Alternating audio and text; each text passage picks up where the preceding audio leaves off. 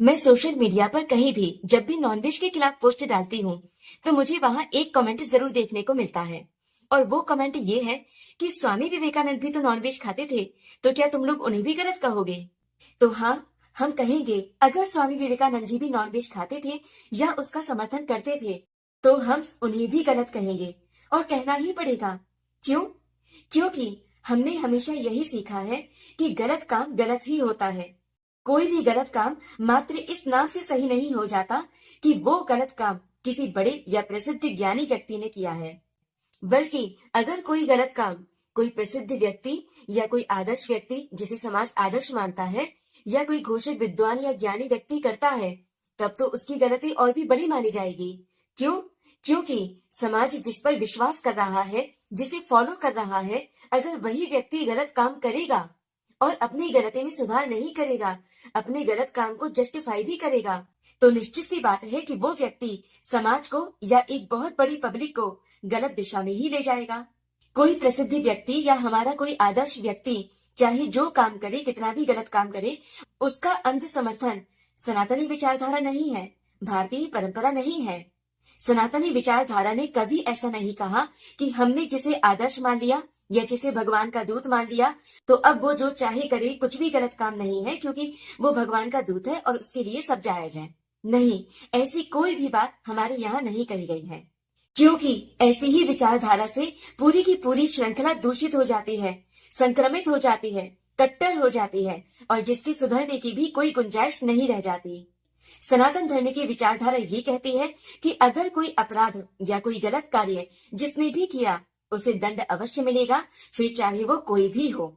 जैसे श्रीमद् भागवत पुराण में एक कथा आती है कि ब्रह्मा जी अपनी ही पुत्री पर काम मोहित हो गए और इसी कथा को लेकर यह भी कहा गया है कि ब्रह्मा जी को इस अपराध के लिए भगवान शिव ने दंडित किया या अपनी भूल का एहसास होते ही ब्रह्मा जी ने स्वयं को नष्ट कर लिया।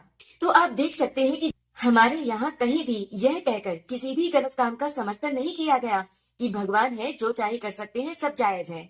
नहीं, यही कहा जा रहा है कि अगर कोई गलत कार्य भगवान ने किया है तो उन्हें भी दंड मिलेगा, फिर चाहे वो स्वयं सृष्टि का रचयिता ही क्यों ना हो।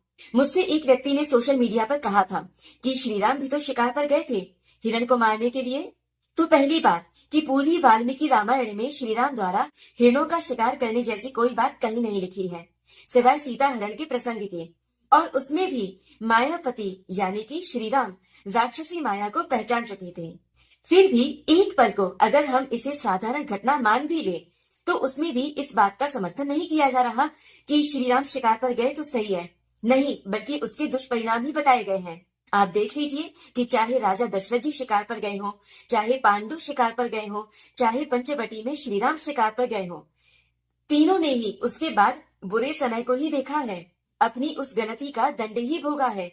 यानी भगवान यही बता रहे हैं कि गलत कार्यों का दंड मिलता है, फिर चाहे वो भगवान का पिता हो या स्वयं भगवान। हमारे यहाँ कोई भी गलत कार्य इस नाम से सही नहीं हो जाता कि उसे भगवान ने किया है या इस ज्ञानी व्यक्ति ने किया है या इस प्रसिद्ध या आदर्श व्यक्ति ने किया है। सनातन धर्म में किसी को आरक्षण नहीं मिला है। यहाँ एक साधारण से साधारण मनुष्य भी अपने पुण्य कर्मों से देवताओं से भी ऊंचा स्थान प्राप्त कर सकता है और गलत कार्य करके देवता भी अधोगति को प्राप्त हो सकते हैं। ऐसे बहुत उदाहरण पौराणिक ग्रंथों में भरे पड़े हैं।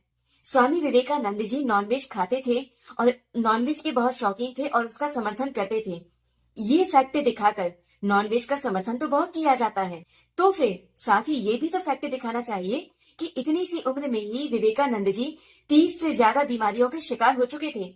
डॉक्टर ने कई बार उन्हें मना किया था नॉनवेज खाने से, मछली खाने से, ऐसा मैंने पढ़ा था। और अगर यह सच है तो विवेकानंद जी भी गलत थे।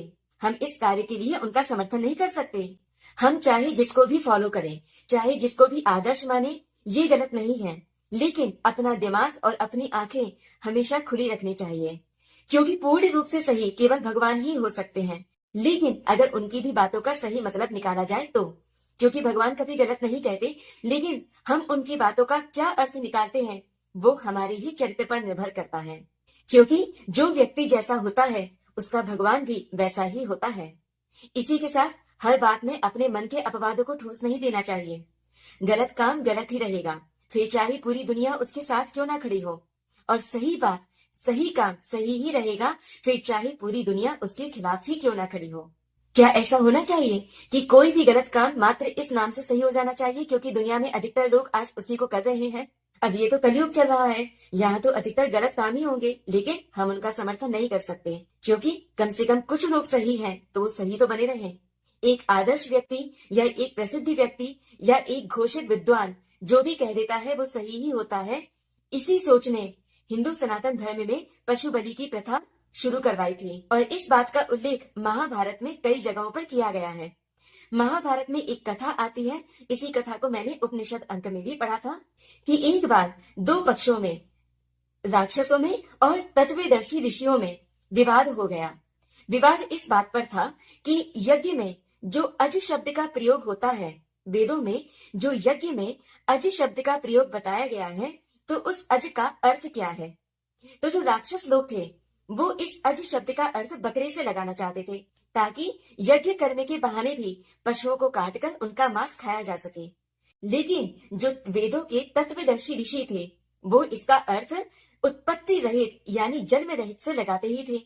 अज यानी जन्म रहित, जैसे कि अन्न है, बीज है, इन्हीं से यज्ञ किया जाता था। लेकिन राक्षस मानने को तैयार ही नहीं थे, तो विवाद बहुत बढ़ गया। तो जब विवाद बहुत बढ़ गया तो दोनों पक्षों ने इस बारे में चेदीराज वसु से निर्णय कराने की सोची, क्योंकि उस समय सबकी नजर में चेदीराज वसु बहुत ही बड़े ज्ञानी थे। लेकिन अब हुआ ये कि मलेच्छों के संसर्ग में आकर चेदीराज वसु का हृदय परिवर्तन हो चुका था और वे धर्म का त्याग कर चुके थे, जिसे आज की भाषा में धर्म परिवर्तन कहते हैं। लेकिन इस बात का ज्ञान उस समय ऋषियों को नहीं था, तो वे उनके पास पूरे विश्वास के साथ ही गए थे कि वो जो भी बताएंगे सही ही बताएंगे क्योंकि वे तो विद्वान हैं।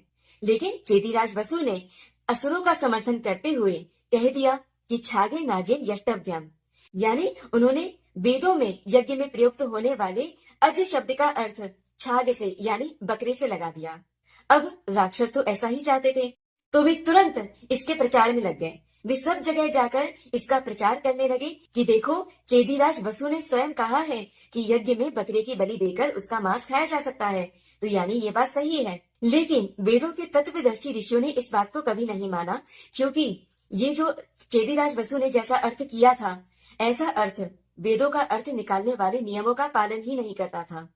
और वेदों का इतना गलत अर्थ निकालने पर चेदीराज वसु को प्रकृति की तरफ से बहुत बड़ा दंड मिला। वे आकाशाचारी थे लेकिन पाताल में समा गए। यूं समझ लीजिए कि उनके सारे ही जन्मों के पुण्य समाप्त हो गए और वे अधोगति को प्राप्त हुए। लेकिन अब चूंकि कई जगहों पर प्रचार तो हो ही चुका था, झूठ फैलाने वाले लोग बहुत ही मेहनत से एकजुट होकर काम करते हैं, इसलिए कई स्थानों पर तामसी लोगों के बीच में यज्ञ पूजा कर्म कांडों के नाम पर पशु बलि का प्रारंभ हो गया। यानी एक पीढ़ी का झूठ या षड्यंत्र दूसरी पीढ़ी के लिए परंपरा बन गया। चेदीराज वसु की तरह ही आज बहुत सारे लोग दूसरों के विश्वास, अपने नाम, प्रतिष्ठा, पद या ज्ञान का कितना बड़ा दुरुपयोग करते हैं, इसका पता भी नहीं चलता।